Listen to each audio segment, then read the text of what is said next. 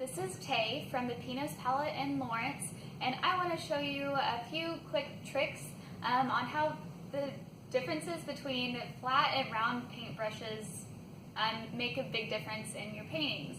And sometimes it might be confusing for you who maybe it's your first time painting or one of the first times, or you haven't painted since elementary school. So this is why I'm going to show you today is because it makes it a lot easier on us and you, and I just want you to have a little bit more knowledge on your paintbrushes. So I have several paintbrushes here.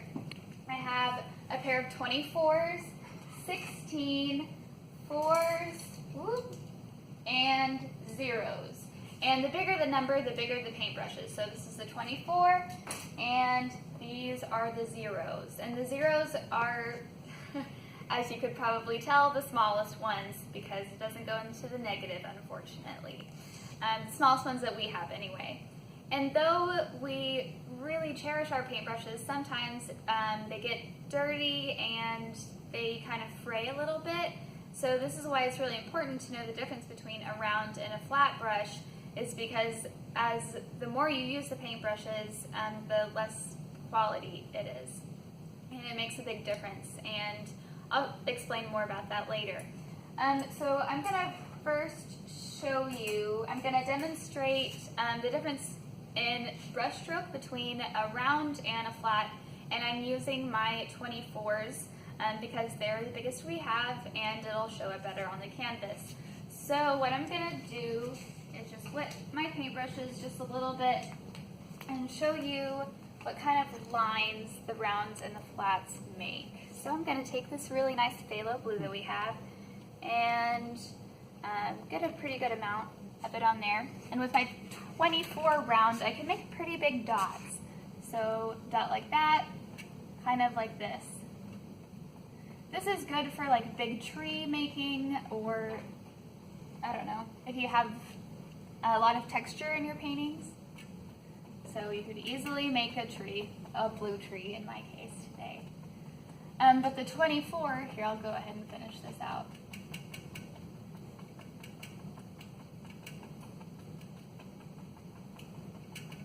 The flat 24 is great for making backgrounds. I'm sure most of you who have taken classes from us have used the flat 24 to put the background color onto your paintings.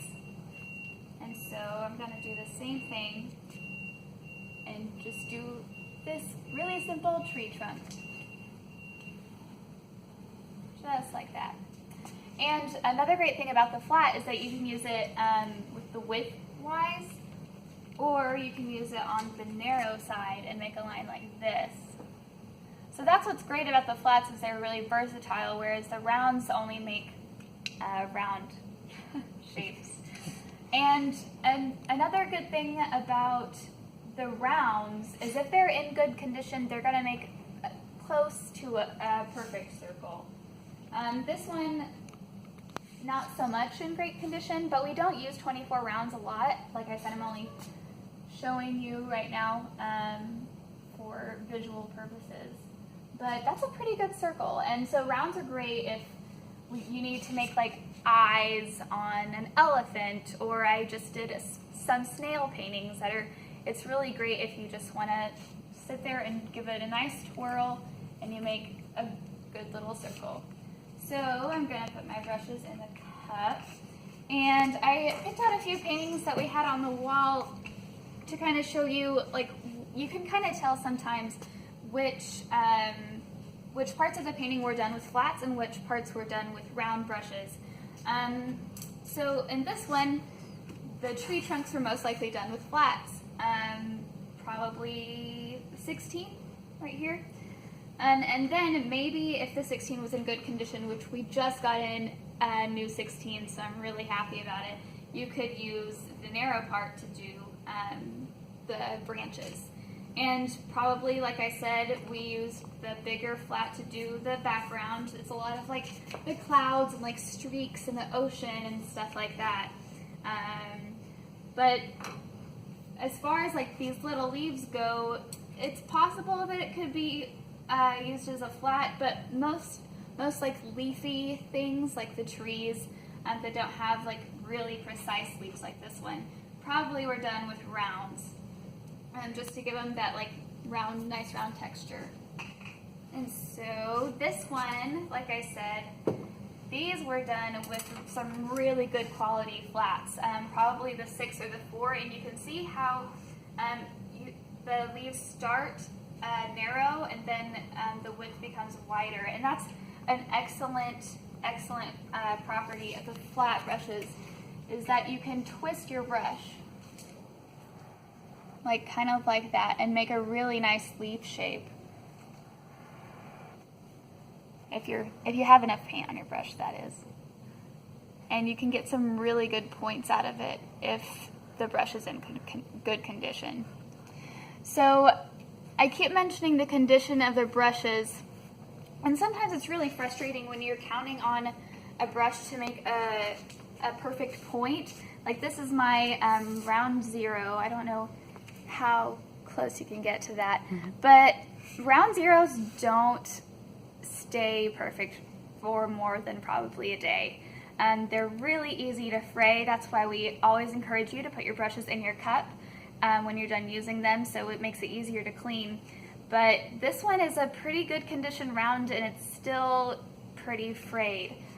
So when you're trying to make tiny dots, it's sometimes it can be frustrating when the dot isn't like perfect.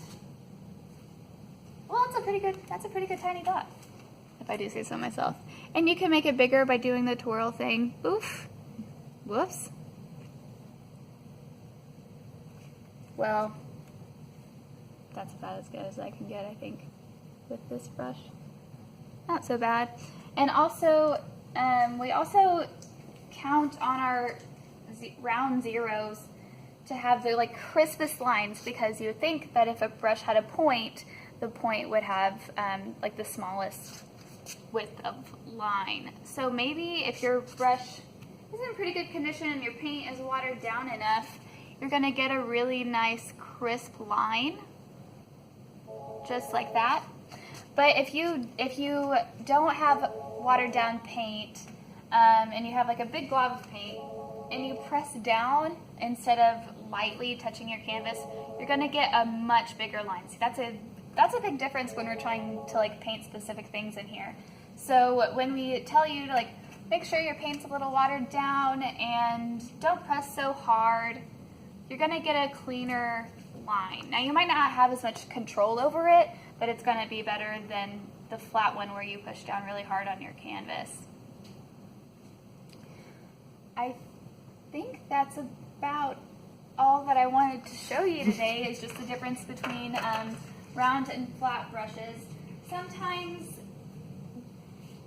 not all of the brushes we have are the same quality, so as much as we would love to like always give you the best brushes, sometimes we're doing more than one class at a time and we don't always get to give you the best brushes. Sadly, we would love to give you the best brushes that we have.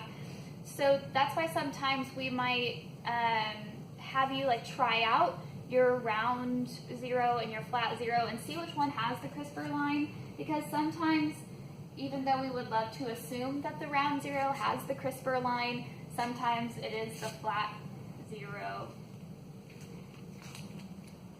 Here we go. That's a pretty good line, see? And you can do so much with a flat brush. That's why I love them. But it's really hard to draw circles with a flat brush, because the well, I guess that's not such a bad circle. It's hard to draw circles with a flat brush when you're beginning. It just takes a little bit more time. So, yeah, that's all I wanted to show you today. And like I said, be patient with your artists, because they might not know if you have the best quality of brushes that we've passed out for you. So sometimes it's just a good idea to kind of experiment with your brushes and see if the round will give you a crisper line, like this pretty good round brush, or if it would be more beneficial for you to use a flat brush instead to use a crisper line. So thank you so much for watching. Again, I'm Tay from the Pinos Palette in Lawrence, and it was it was great to bestow my knowledge upon you, and I hope you have a lovely day. Thank you.